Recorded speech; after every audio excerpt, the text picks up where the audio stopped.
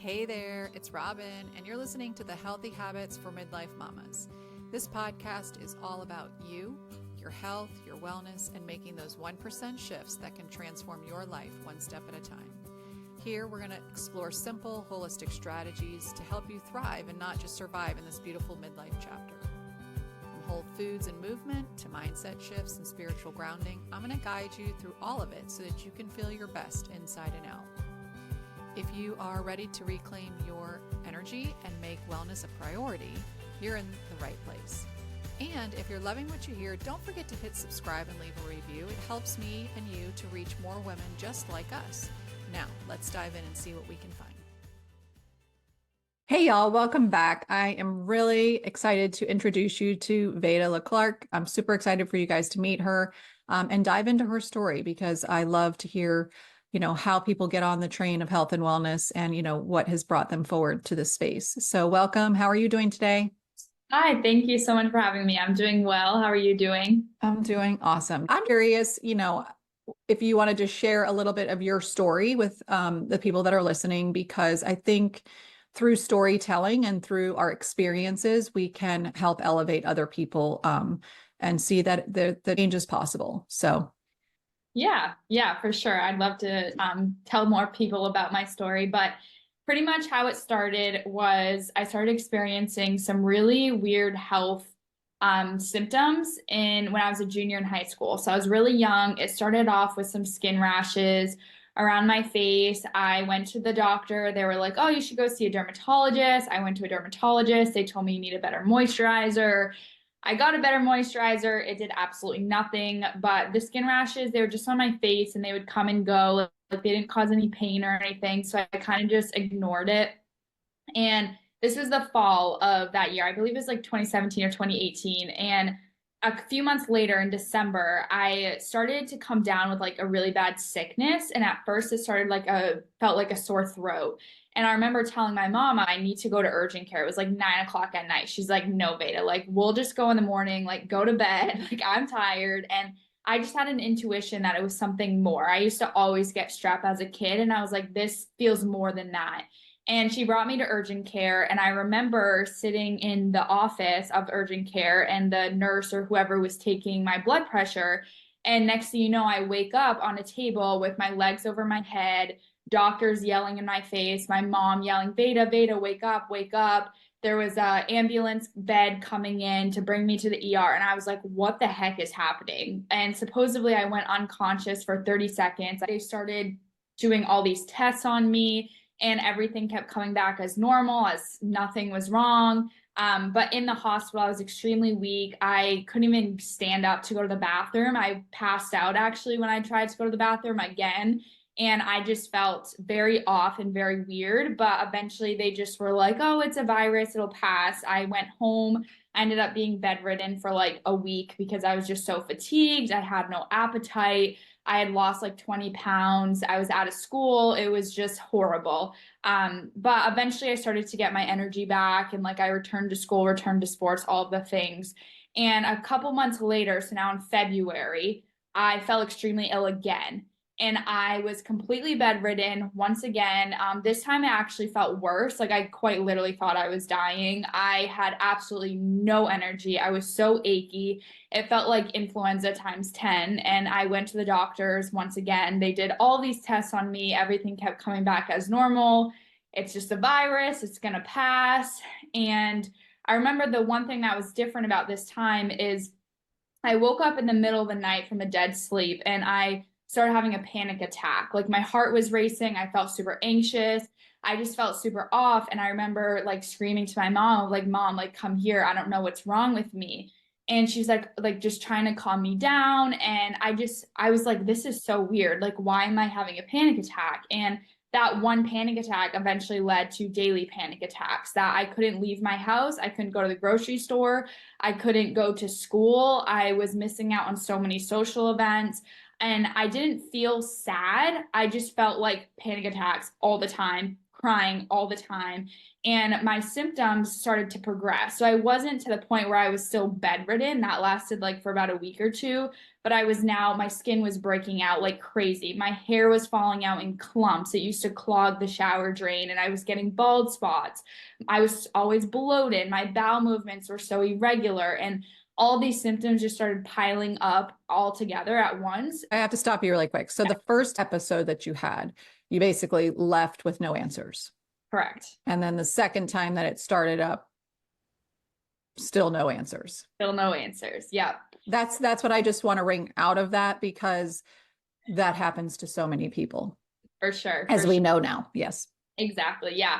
So I started experiencing all those symptoms. And eventually I got prescribed an antidepressant, and I also got put on a thyroid medication. I was on birth control, and I just kind of started to accept that this was my normal, like this was my new reality. I was always going to be like this. I didn't know any different because I had started to experience it for so long. And I remember I was now a senior in high school, and my hair was getting so bad. Like, it was kind of freaking my mom and I out of like, do I have cancer or something? Like, it was coming out in clumps. And that kind of triggered her to be like, Veda, you should see like a naturopath, because she was seeing one at the time.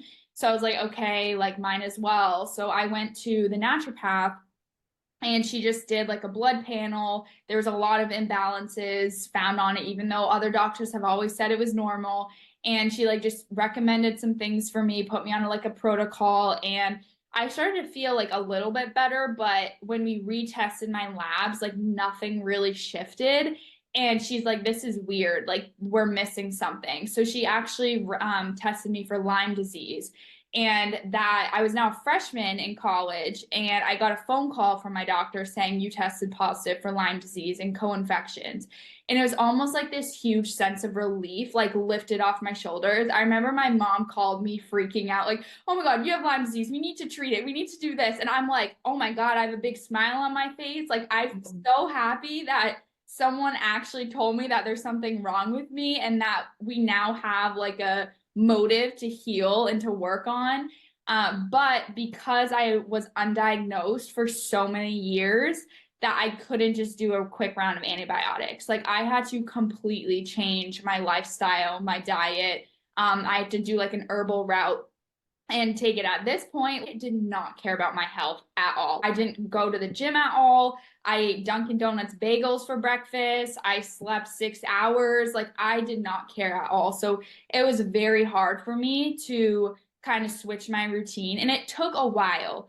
But eventually I started to implement new things, and I started to feel a little bit better. And some of my symptoms started to lessen. So it sparked my interest. I now listen to podcasts about health and wellness. I followed people on Instagram about health and wellness, and I read books about it. And it just started to spark this passion in me. And I started to learn so many things, and I started to implement them into my life. And my symptoms started to get less and less and less.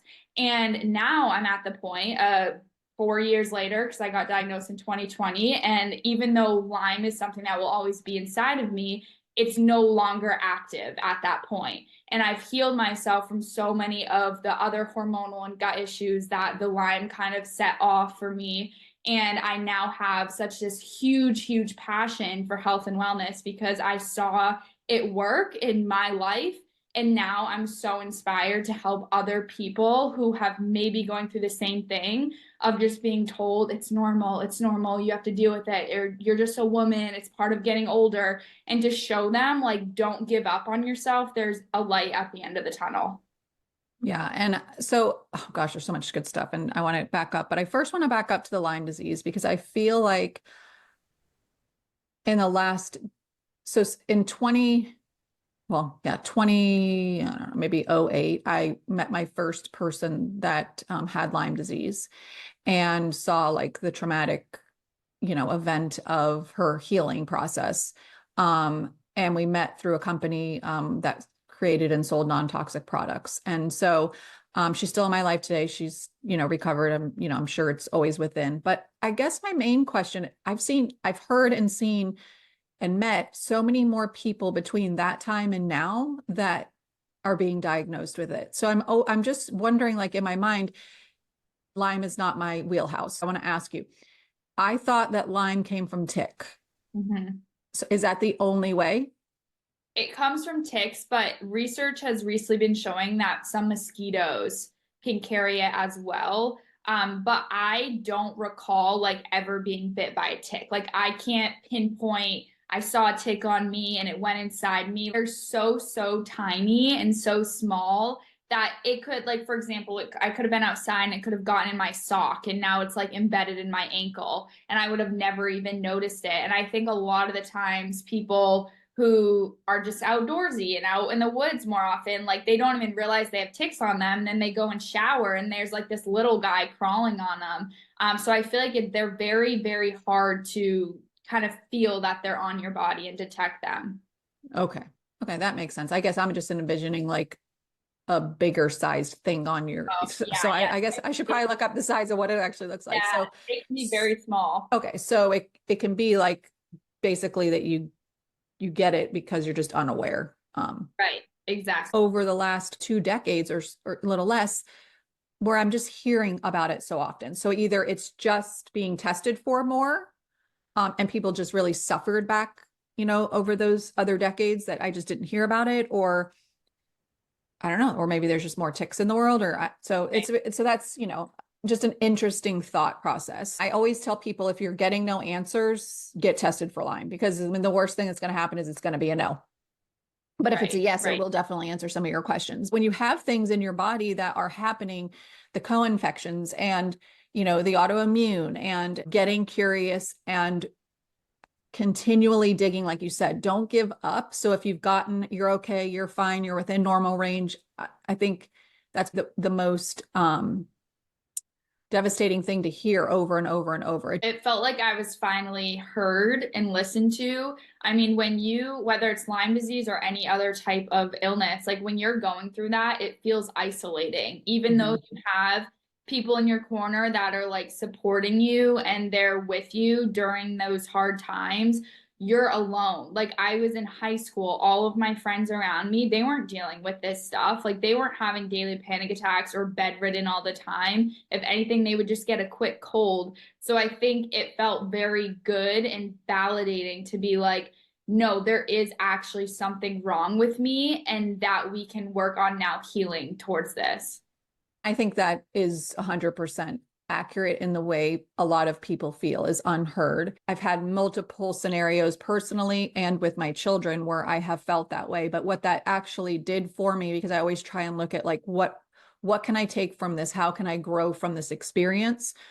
And number one, it gave me a voice. I think I advocate more than I probably would have ever if I had not been through my own things and then my children's things. And so that gave me a voice that, maybe otherwise I wouldn't have. So I am grateful from the challenging experiences. But what it also made me really grateful for is hopping around, going to different people, finding people that aligned with not just my values, but that part of being heard and seen and all of that. I think it's so important that when you're working with a practitioner, whether it's an MD, a naturopath, an integrative, a coach, whoever you're working with, you have to be aligned with them and you have to feel comfortable enough with them that you can say and do and react and have emotions, and they're going to see and validate all of those things, because challenges are challenging and you need that space. So many people don't get the space because they go to just regular physicians and they get 10 seconds with them and they don't want to hear they don't have an answer. They don't want to hear any of your ideas. They don't want to hear what you have going on. And so when I went back to school, I chose the school who really pushed the message of bioindividuality and what it looked like to eat whole without a restrictive mindset, without these, parameters that our society has thrown onto us. And I think everybody's journey is going to be different. What works for you is not going to work for me. I had mono as a kid, so EBV for me is a thing. And if I don't do certain things in my life, if I don't have my lifestyle dialed in, it ramps up.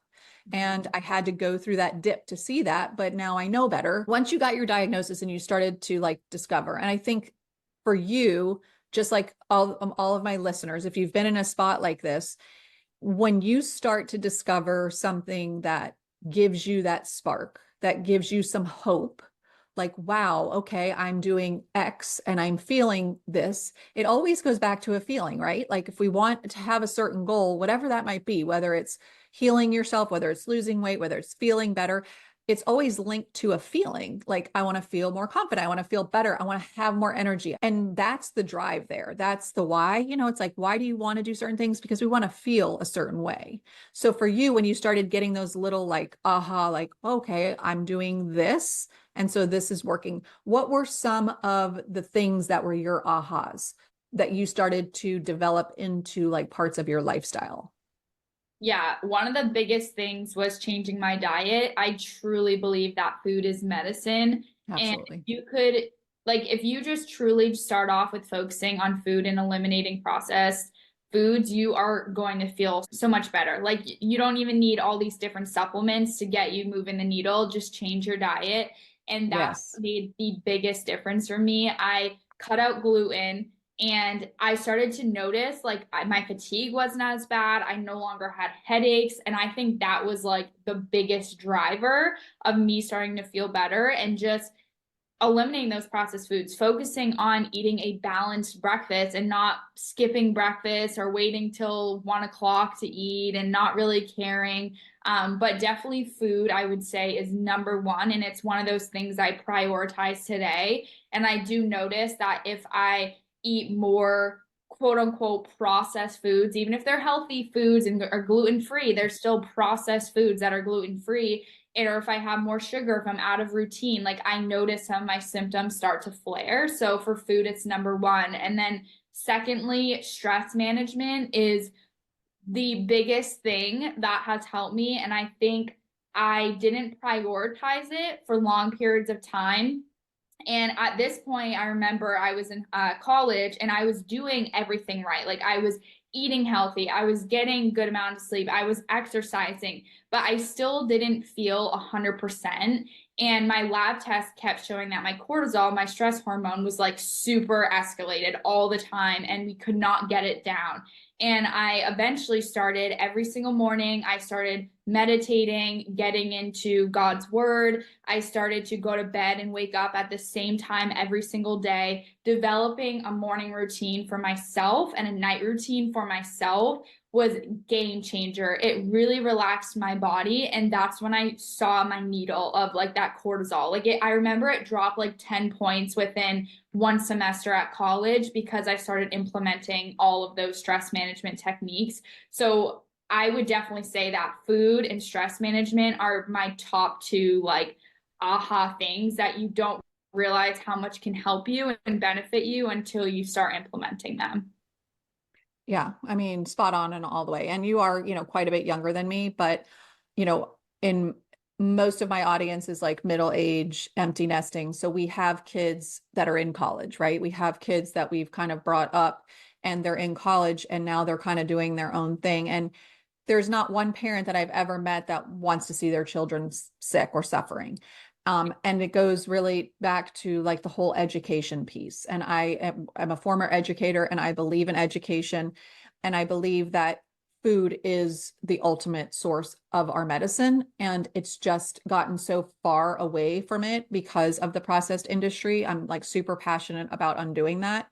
Um, some of the things that I recognized with my own children were food dyes, gluten. And I want to tell you, for the people that are like, blah, blah, blah about gluten. The problem with gluten is you could go to another country and you could eat gluten and you would probably be fine. But in our country, because we have very bad policies and federal regulations, they are sprayed. Those crops are heavily sprayed with glyphosate. It's a coating that sits on top and you cannot get it off even if you wash it. So then you're ingesting that. When you're thinking about like fruits and vegetables, we talk about the dirty dozen and the clean 15, we're really talking from a lens of which have been the most sprayed. I am so grateful and thankful for, so that each year I can kind of look and determine. I try to buy mostly organic, but financially, not everybody can afford organic. So that's when that, dirty dozen comes in and the clean 15, because it gives a little bit of an option and some flexibility. But when you cut out the processed stuff, the ultra processed, the stuff that has been created to sit on a shelf for 40 years. You are eliminating those toxins out of your body. You are eliminating, highly processed glyphosate crops are chickpeas, which nobody really knows, but chickpeas are a big one. So if you're eating chickpeas, make sure they're organic, and corn and wheat. So when you look at your products, when you're going to purchase, see what's in them. What Veda was saying, when you start to build your plate differently, when you start to recognize what's nourishing food versus not. Yeah, gluten is one of those things. I've now been gluten-free for 4 or 5 years now.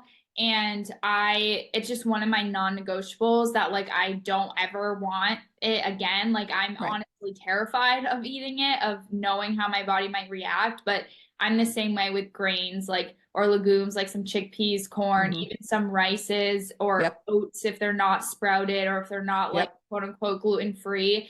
Your body can view it the same way it views gluten. So just be cautious about that. And I know for people listening, they're probably like eye rolling. I can't cut out gluten. Gluten's in everything. Like my life's going to stop. But I always like to tell people, and I always remind my clients when I do tell them they should go gluten-free, is that don't compare like looking at me like, oh, well, you do it so easily. You're just naturally gluten-free and you don't even think about it. But it's been a journey. Like I said, cut out gluten for 4 to 5 years now. And when I first started cutting it out, it was hard. Like it was extremely difficult, but eventually you get to the point where one, you don't even think about it. I don't even think about it. I just know what has gluten, what doesn't have gluten. It doesn't even faze me. And secondly, you get motivated because that one time you do have gluten, you are not going to feel good. And a lot of the symptoms that you didn't even realize you had are now going to spark, and you're like, it's not even worth it. And sometimes that's what my clients need. Like I tell them like, okay, cut out gluten. And then they'll be like, oh, I went out to eat. I accidentally had gluten. And they're like, my stomach hurt so bad. I felt like I almost had the flu. I was bedridden, like all of these things. And sometimes that's what people need, is like that motivation to just cut it out for 30 days, introduce it again, and then see if you want to continue to eat it. Yeah. And I think that's so spot on. And I think a lot of times people don't even realize that they're having symptoms that are related to that until they cut it out for a little bit and introduce it back. And anybody can do anything for 30 days, guys. Like it's not that difficult to do for 30 days, cutting out processed sugar, cutting out processed gluten, and just processed foods in general. But I'm always the believer of the 1%, right? Because it can be overwhelming and it can take people out of the game because the overwhelm they feel. And so adopting that 1% shift method in your brain and just knowing that if you just do one thing at a time, eventually it'll take longer, but it is a journey. So it's okay, for you to feel the relief and this, or symptom free, but you will have done it in a way that's sustainable. And I think that's the most important thing. If you do an elimination diet, which I'm all for when you're trying to figure out which foods are not really good for you in particular, I think those are a good way to get started. But then when you're cutting it out permanently, you're going to have those dips. I call them dips, when you accidentally eat something or you eat something because you just feel like it. And then you're going to see how your body's going to react. And that's the one thing I love about the elimination. I don't even like diets, but that protocol, I like to call it protocol, I think is really beneficial and helpful, because when you eliminate the top offenders, right? And then you introduce them one at a time, just like a baby, you introduce one food at a time for a couple of weeks, you see how they do, and then you go to the next one. You will immediately figure out which are your triggers. Mm-hmm. And I think that's a beautiful thing, because once you have that knowledge, then you're empowered, and then you know what you can do and not do to feel your best. And again, whether you're 10 years old, 20 years old, 50 years old, and whether you're just starting on your journey or you're, somewhere in the middle, or you're seasoned, health advocate or journeyer, there's always room for growth. And so again, it's just about, continually finding things that align with you, trying them on, seeing how they feel, and then deciding, is it for you or not for you? Yeah. But I do really believe in what you're saying as food being top priority when you are suffering massively, which is a lot of people. Yeah. And I love that you said it's about like growth and that 1%, because so many people, I think, and I used to be guilty of it, is you get caught up in this idea that healing is a destination. Like there's going to be a day where you no longer suffer from XYZ and all of these things. But if you are looking for that destination, you are never going to heal. Like you're never going to get where you want to be. When you start to shift your focus on healing as an experiment, it's a journey. It's something that is fun.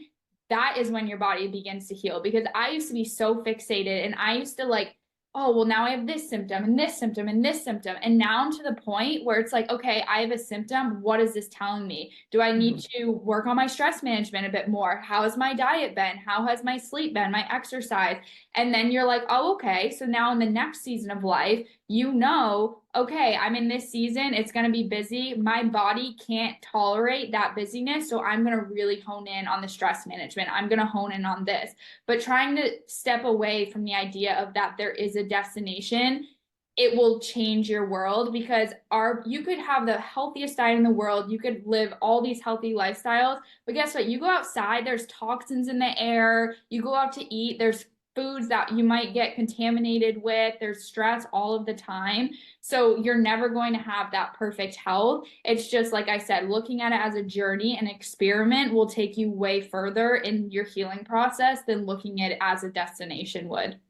Yeah. And I love that philosophy, because I think it is just a life journey. It's not a start and an end type of situation ever. One of the things that I keep hearing you say is, the secondary food being the food on your plate, the primary food, and it's like you can eat all day long a certain way and you can be super healthy, but if your primary stuff is out of balance, and I spend a lot of time on the primary stuff because that's foreign for a lot of people to understand that is a large majority of their health and wellness. And so what that means, we went to the same school, and so we were taught that, we are a whole person, right? Which makes sense. Our society has departmentalized us into all these like puzzle pieces, like your heart, your lungs, your thyroid, your gut, your brain, all of these things, and everything is segregated out. But if we actually zoom out and get some logic, our whole body works together and likes to be in homeostasis and likes to be balanced. But if your external things, like your relationships, you're in a super toxic relationship or a career that's just crushing you, you're not going to feel your best. Even if you've done all of the, crossed off everything, dotted all the I's and crossed the T and all of that, if you're not fulfilling that other side of who you are spiritually, emotionally, physically, you're not going to be the healthiest version of yourself. There is no quick fix to it. There is no diet pill. There is no shot. There is nothing that is going to give you wellness except getting aligned with who you are, where you want to go, and how you want to get there. Yeah, I love that idea, because it is so true. And piggybacking off what I said earlier, like you can have the healthiest diet in the world and still experience all these things.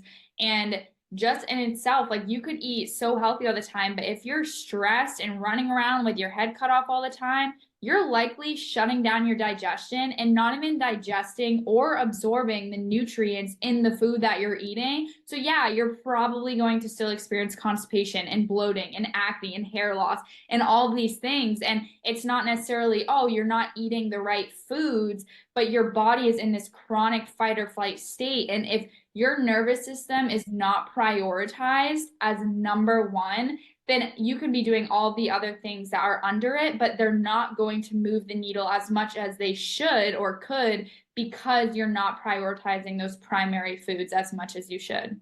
And so let's dive into that a little bit, because nervous system regulation seems to be the new buzzword. And, I'm like excited to hear it being talked about a lot more. But I also want people to know that there are tools to use to help themselves re-regulate, to help themselves come down, come out, or fight or flight. But in our world that we live, a lot of people live in that chronic fight or flight. So we need to go into fight or flight for panic mode, for safety, for things. But typically you come out of that into the parasympathetic. But unfortunately, with the way our world works today, where we're just on and it's chaotic and it's 24/7, and there's not a lot of people giving themselves that nature time, rest time, off of all of the technology and things like that, you stay up in that fight or flight. And your body, again, is an amazing vessel, but it can only hack so much. Eventually, it's going to start breaking down. And for those people listening saying, I don't have any symptoms, I'm fine, even though I eat da da da da da, I'm fine.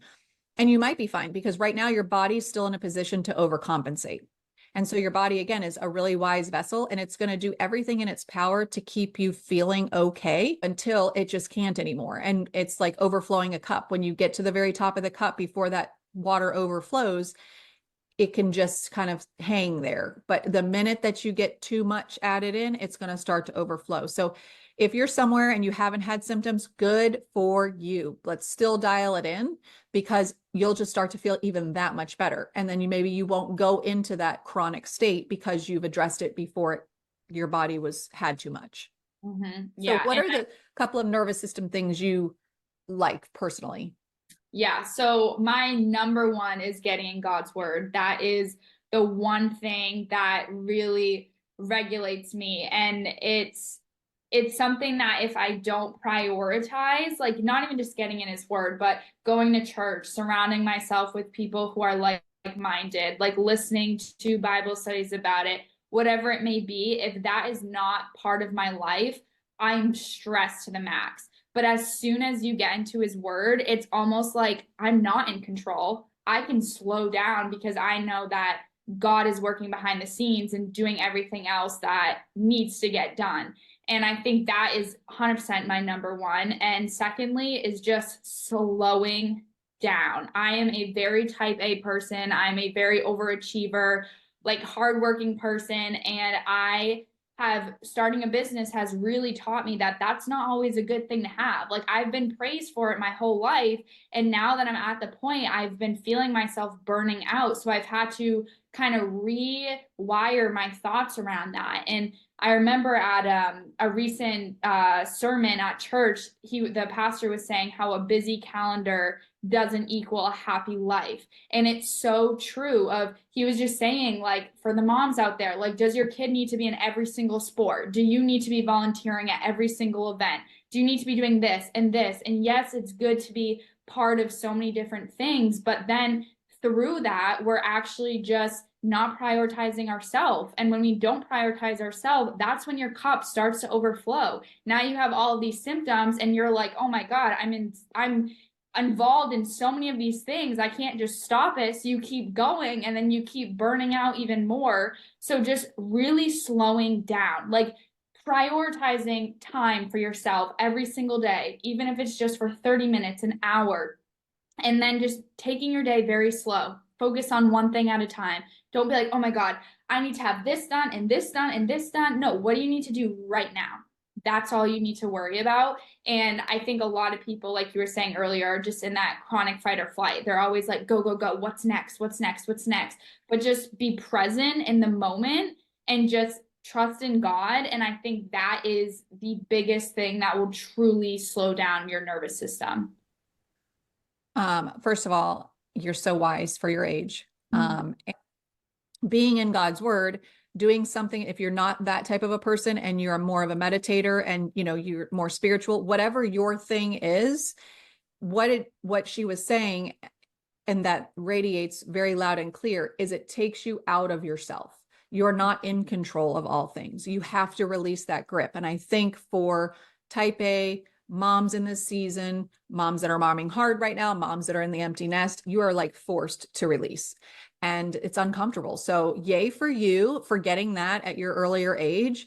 And I'm so excited for your generation to come up to bring these skills with you, because this is how the world's going to change, to be honest with you. I mean, we just need more people that have those, beliefs that, again, we've been taught, like, you make your list, you do it all, you're in control of it all, right? You can choose your destiny, and it's like, yes, you can choose different choices. And yes, there are consequences to some of those choices and accolades to some of those choices. But in the end, your plan's already kind of written in the world and you're just kind of figuring it out. It's like a discovery, it's like the hidden treasures, and you're just trying to live in a way that is authentic to that. And that's finding, and again, when you become a mom, I think a lot of times we cover those, like our authentic self up, because we're just focused on raising our kids and focused on managing the household and focused on being part of the PTA and doing this and like all the things you said, right? And, when it comes down to it, we forget who we are. Well, now I have some time. I need to address my health and also who am I now? Mm-hmm. And I think, again, it's a beautiful process to be in.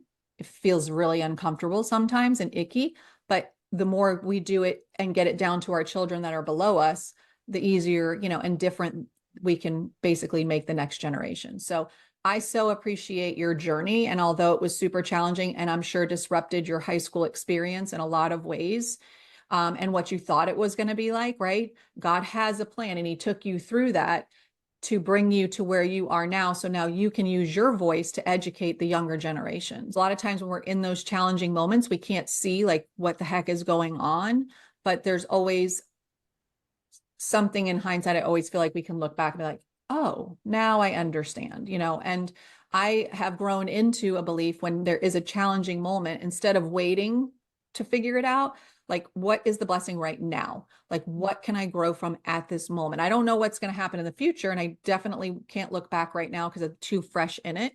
But what is happening here that I can take away for the good? I love that. And I think when you're talking about stress management, when you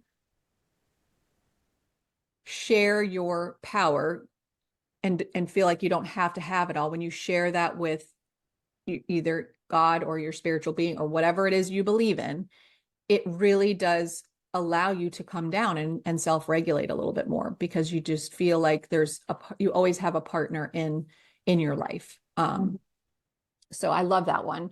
What's another one that you're like, I know we're kind of talking about non-negotiables at the same time because this is how we're going to end, but what's one more thing that you can give like a word of wisdom on how to regulate? My biggest thing that I personally noticed a huge difference from is waking up and going to bed at the same time every single day. And when I first wake up, don't go on my phone until I'm given myself me time. And same with before bed. Like, don't go on my phone at least an hour before bed and do some me time. And it just really sets my day off, instead of just giving myself to the world. And you wake up, you start scrolling and you compare yourself and you wish you had their life and how did they have it all together. For me, I wake up, I immediately get into the word, I get into prayer, I go for a walk, expose myself to morning sunlight, I have breakfast, and then I go on my phone and I answer messages and I start my day. Because when you start giving yourself to others before you give yourself to yourself, it's going to have a ripple effect into all areas of your life. And like you mentioned earlier, you're going to get lost. Who am I? Like, what do I really want? What makes me happy? So just really prioritizing yourself. And I know like busy moms, like, oh, I don't have time for that. Like, I have these kids and all these things. And there's different seasons of life. Like, I don't have kids. I'm young right now, so I'm able to take that time for myself. But even if you do have kids, like, wake up 30 minutes before them and do 30 minutes of something that brings you joy, that really relaxes you, or do it with your kid. If your kid's a younger age, like, they'll look up to you. Like, if they see you like doing some deep breathing or going for a walk or just taking a slow morning, they're going to be attracted to that. So then when they do get older, like, that's the pattern that they're falling into, rather than the go, go, go hustle all the time. Yeah. And lead by example, really. I mean, that's what I'm hearing from you. I also talk about the morning routine and the night routine because it's that important, right? Whatever that looks like for you, whether it's 10 minutes, 30 minutes. When people say, I don't have time for a morning routine or a night routine. So then my question is always, well, what do you do in the morning? And so then they'll rattle off. And I said, well, that's your routine. Like, currently that is what your routine is. You already have a routine, but is that routine serving you? Right. How is that working for you? I do have a question for you though, because you said that you started going through some of these transitions in college. A lot of us listeners have college kids and they've seen some, moms making the transition into better health, or maybe they've lived better health. But when you go off to college, it's your own deal. Like, you're a big girl now or boy, and you just have to figure it out. And it's not really conducive for that kind of a lifestyle. Let's just be honest, and I know that there are some challenges, especially, I know the saying, who you surround yourself with, 5 people is, the sum of who you are. And But I think in college it's challenging because you have a lot of people coming from a lot of different walks of life. You've got, the skimpy budget. You've got, staying up all night, getting, it's like all of the things, right? And yes, our bodies can adapt, and yes, they can recover better at a younger age and all of those things. But I wanted to just ask you personally, when you started to make these transitions, what were some of the challenges that you ran up against to continue, and make it like a priority and a habit for yourself without having the surrounding support? Yeah, I feel like the biggest challenge was just the isolation. I'm sure there was on my college campus someone who didn't want to go out and drink and someone who was similar to me. I never met them, but I'm sure there was at least one other person.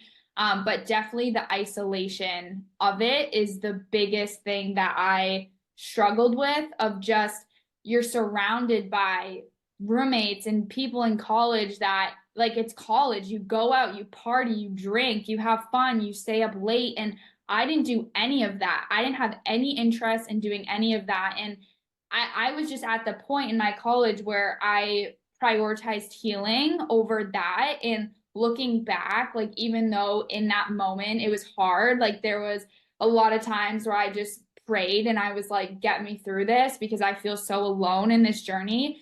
But looking back, I'm happy that I stuck to who I was, and like, I didn't fall into the trap of being someone else because I wanted to fit in. Because at the end of the day, like, it's led me to where I am today. I now have the belief system that I have today. I have the values I have today. And it's so easy to get caught up in the crowd because everyone else is doing it and it's just the thing you do. But even in that moment, it can be hard. But like I said, looking back at it, you are never going to regret sticking to your true self and being authentic to yourself. And for, like, I know a lot of your audience is moms and they have kids likely in college, and I don't want them to think like, oh, well, my kid isn't like that. Like, they go out and party and all that, and they can do that. Like, I'm not judging them. Like, they can do whatever they want to do, but always know that whatever God is bringing them through in that season, there's a lesson through it. Like, maybe they are in a time where they're like out partying, getting drunk, don't really care about their health. But sometimes you have to go through that to then realize, oh, wow, I do care about my health. I need to get my act together. But maybe they would have never gotten to that point if they didn't go through the drinking and the partying and all of those things. So to answer your question, it was more or less the isolation aspect of it, but I don't regret like my decisions I made throughout college. Yeah. And I'm super hopeful. First of all, thank you for sharing that, because I feel like that's part of the challenge. But I also feel that from a mom perspective too, that when you start to create different boundaries for yourself, it can feel isolating. It can feel a little challenging because you're doing something different than, either the norm, or you're doing something different than what you used to do. And so now other people have to adjust to who and what you're doing. And sometimes that's uncomfortable, right? But I just want to give people, permission to do the uncomfortable, be the person to stand out and lead people. And I see for you, like, I'm envisioning you helping these kids on college campuses to find a happy balance, right? To find a happy medium and feel supported in that, because it's not easy to stand out and be different. And we've done our family a little bit differently. No judgment to anybody else's family, but we just avoided certain things due to the way it made us feel and things like that. But I remember at the very beginning when we started to pull some of the things that were our triggers, the conversation would come up and oh, she can't eat that, oh, and I just could see in my kid's face, like, it feels uncomfortable, it feels sad, and so I finally sat them down and I just said, you can, this is a free world. You can have X, Y, and Z wherever you are. I mean, do you want to have it is the question. And if the answer is no, then the question is, why don't you want it? And if it's because you don't feel good, because it doesn't, you get a stomach ache, or feel like you're going to throw up, or you just have a bad headache, or whatever it is, your behaviors change, whatever. What when someone says that to you, I want you to have an empowered feeling, not this sad, like you need to like go in a hole because somebody's calling you out for not doing what everybody else is doing. And so we came up with a one-liner, which was, no, I can have it. I just choose not to. And I think even as adults, it's like when we're making a pivot, when we're changing, you know, let's say you used to go out and party and drink and now you don't want to, right? You just know that drinking at this age for me is not like all it's cracked up to be anymore. You know, it's hard to recover. My body just can't handle it right now. I'm going through a lot of weird changes and physical and hormonal and all that, but I can still go out and have a good time, you know, but I think for some it's odd, you know, it's like, what are you doing? Like, why aren't you joining? You know, and it's like, it's okay. Like, I'm still here to have a good time. I still don't care what everybody else is doing. And yes, I'll have a drink if I feel like it, or if I don't, I don't, you know, and again, it's just growing into a stage of life where you're okay with being not okay, you know, like just different, I guess. So I think, again, for those listening, depending on where you're at in your journey, talking with your kids about this, I think is super important. And letting them discover on their own is another thing that is really hard and challenging for moms. But I think the most effective way to get them to realize what they need is by allowing them, like you said, maybe to go down that road that you know isn't really serving them, but let them figure that out, you know, and then let them come to the decision on their own. So it's definitely been a challenge for me to let go of that grip of like, oh, what are you doing? Like, I know this isn't good for you. You know, it's not good for you, but you're still choosing, you know, and it was just, I just had to like say, they'll figure it out. You know, they will be okay. God will protect them, but they will be okay. And they will come to a point, like you said, but I do believe if there was more people doing it, Right. and I think our food industry, as you know, is really corrupt. I'm working behind the scenes at trying to make some change, you know, for our state and just for the betterment of our children. I mean, because our children are the most vulnerable. They're the ones that don't have a voice, and there needs to be change. And so when things get changed, the process will be a little less intense and a little bit easier for people to then pick things that aren't, you know, so ultra processed. Right. Exactly. So I don't know what your future holds, but it's going to be beautiful. And I'm so appreciative of you coming on and sharing not only your story, but, you know, having the courage to step out of the norm and show up in a way that is authentic to who God created you to be.